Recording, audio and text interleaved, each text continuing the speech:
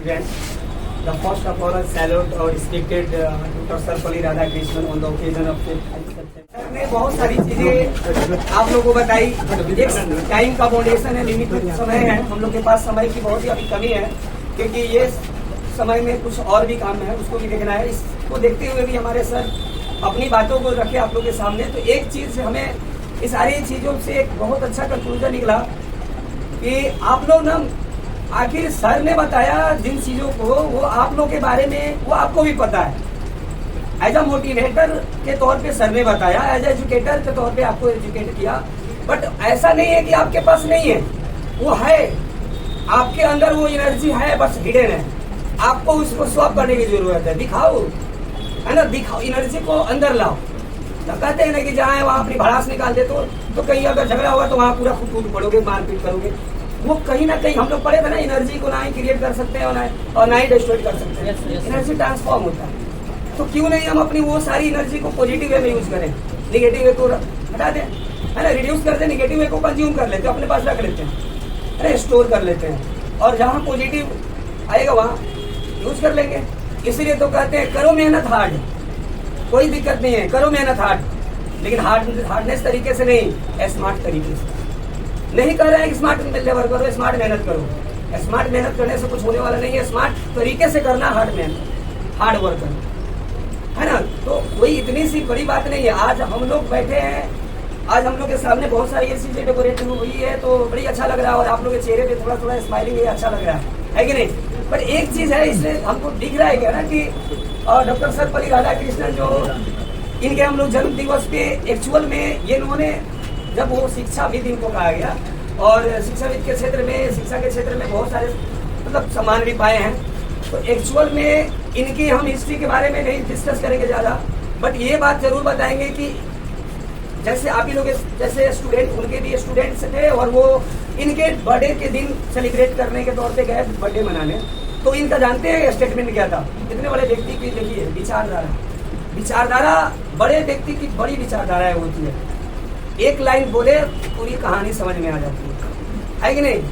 तो उन्होंने कहा कि मेरी इस बर्थडे को सेलिब्रेट कीजिए, मना नहीं करेंगे, बट मेरा बर्थडे मानकर नहीं, इसको सेलिब्रेट करने से पहले आप लोग ये कंसीडर करो, ये सोच रखो कि एक शिक्षक का सम्मान के रूप में ये दिन की मनाया जा रहा है ना, और हम लोग हर्षोल्लास के साथ खुशियां मना रहे हैं। और एक अपने से जो बड़े हैं, आपके जो सीनियर हैं, जिसे आप अपने टीचर समझते हो, या बड़ा भाई समझते हो, या एज अ पेरेंट समझते हो, जिससे तुम्हें कुछ ना कुछ पॉजिटिव नॉलेज मिल रहे हैं, है ना, तो वो चीजें सोचकर और अपने वहां व्यक्त करो, अपनी खुशी जाहिर करो कि मैंने कुछ आपसे पाया। आप समझ रहे हैं ना।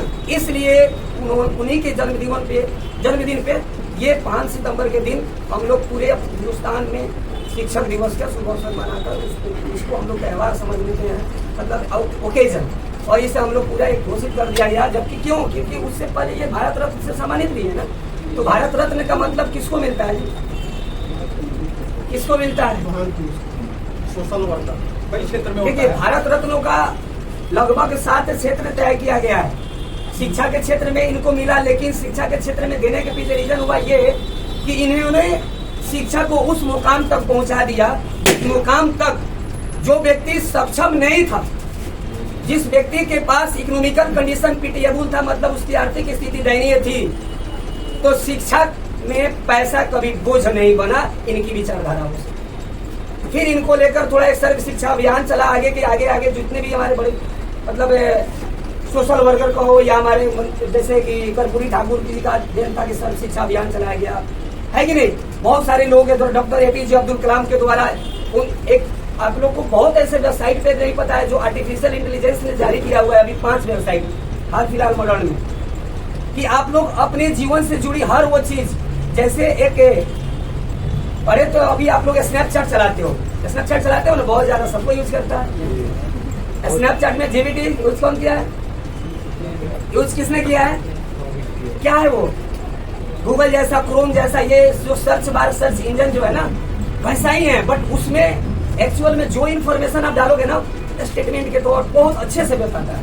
गूगल से फास्ट काम करेगा और गूगल से ज्यादा सटीक एक्यूरेसी के साथ बताएगा, लेकिन इसको वही बैन कर दिया गया। ठीक है। अभी स्नैपचैट के थ्रू हम लोग लेते हैं, लेकिन पब्लिकली ये बहुत पहले की बात है।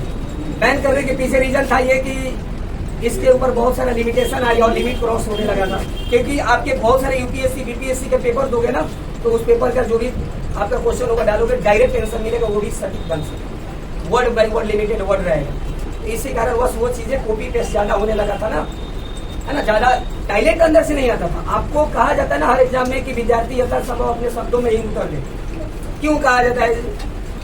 क्योंकि आप समझ रहे हो, आप जो टॉपिक आपके सिलेबस में मेंशन की गई रहती है उसको आपने समझा कितना है, और आप अपने समझकर आप उसको किससे कैसे व्यक्त कर रहे हैं। आपके पास जिस दिन वो एबिलिटी आ गई कि किसी भी चीज को समझकर और किसी व्यक्ति को समझा देना, उतना ही अच्छे तरीके से, जितना अच्छा तरीका आप समझेंगे, शायद उतना तरीके जितना अच्छे से नहीं समझे उससे ज्यादा अच्छे से अगर समझा पा रहे हो, तो यही लाइफ है और यही एजुकेशन है। एजुकेशन का मतलब यही होता है कि जिस चीज को आप समझो उस चीज को दूसरे को समझा सके, और तब जाके देखो आपके पास इतना नॉलेज का एक कलेक्शन हो जाएगा, है ना। हम लोग बचपन में कहते हैं डिक्शनरी से 5 वर्ड मीनिंग, 5 वर्ड मीनिंग, बचपन से टीचर लोग बताता था, और वो एक कलेक्शन हो जाता है पूरी डिक्शनरी का। आप लोग के सामने आज जैसे भी मैं क्लास लेता हूँ जो भी, तो हम क्या बोलते हैं कि वर्ड मीनिंग लिखिए। ऐसा थोड़ा कि सारे वर्ड मीनिंग मैंने याद रखा है, नहीं, वो सारे चीजों को थोड़ा थोड़ा कलेक्ट करके मैंने उस चीज को बताया। मेरे पास आज पूरे डिक्शनरी का को या जो भी है वो चीजें आप लोग भी कर सकते हो, हर कोई, मैं भी आप ही लोग जैसा स्टूडेंट हूँ, सर भी, हम लोग जो भी है सब एक दूसरे, ऊपर वाले ने सबकी मस्तिष्क उतना ही इंटेलिजेंट करके भेजता है जितना कोई इंसान के रूप में रहता है। लेकिन जो अपने माइंड का जितना यूज करता है ना, उसका उतना ही इंटेलिजेंट माइंड का होता है। खाली दिमाग बैठाकर नहीं रख सकते हो, इसको भी यूज करना पड़ता है। यूज कैसे कर रहे हो ये डिसाइड तो खुद पे करना होगा, खुद से करना होगा ना। निगेटिव वे में ले रहे हो किसी बात को या पॉजिटिव वे में ले रहे हो। डियर टीचर, हम कितनी भी शैतानियाँ करें, लेकिन आप डांट के समझा देते हो। हम आगे चल के कुछ बन जाए, इसके लिए आप कितनी मेहनत करते हो। एग्ज़ाम में अगर कम मार्क्स आए तो मोटिवेट भी आप ही करते हो। क्लास के बीच अगर हमें बोरिंग सा लगे तो किससे भी हमें आप ही सुनाते हो। सच में आप महान हो जो कितना कुछ करते हो हमारे लिए। अगर कभी कुछ प्रॉब्लम हो हमें तो सॉल्व करने के लिए हमेशा रेडी रहते हो। Dear teacher, thanks for everything and happy teacher day. बंद पिंजरे में कैद थे, एक उड़ान दिया आपने, खुला आसमान और एक नई मुस्कान दिया आपने। पर तो थे पर सुकून न था, पर तो थे पर सुकून न था, उड़ तो सकते थे पर जुनून न था। जब हौसले की छाया पड़ी आपकी तब उड़ना सीख गए। अब हवाओं से ही क्या तूफानों से भी लड़ना सीख गए। जो उड़ गए एक बार तो बहुत काम करेंगे, जो उड़ गए एक बार तो बहुत काम करेंगे, फ्यूचर में आपका बहुत नाम करेंगे। मेरा ये मानना है कि 3 चीज़ें बहुत इंपॉर्टेंट है। सबसे पहले तो आपका फोकस होना चाहिए। अगर आपका आजकल के ज़माने में बहुत गैजेट्स हैं, बहुत सारे ऐसी चीज़ें होती हैं जिससे आपका फोकस डाइवर्ट होता है, तो आपके पास टाइम लिमिटेड है। मतलब आपको अपने क्लियर होना चाहिए कि आपको किस समय पे क्या करना है। दूसरी चीज़, you have to be discipline. आपको डिसिप्लिन बहुत इंपॉर्टेंट है। अगर आप अनडिसिप्लिन रहोगे, एक दिन आप 18 घंटे पढ़ रहे हो, अगले दिन आप 2 घंटे पढ़ रहे हो, फिर उसके अगले दिन फिर आप 12 घंटे पढ़ लो, फिर अगले दिन आपने कहा चलो आज संडे है या सैटरडे है चलो पार्टी कर लेते हैं, संडे को आप सो जा रहे हो, तो वो एक बड़ा इरेटिक और विदाउट डिसिप्लिन आपका प्रिपरेशन रहेगा, तो उसमें कोई एफर्ट्स नहीं लगते।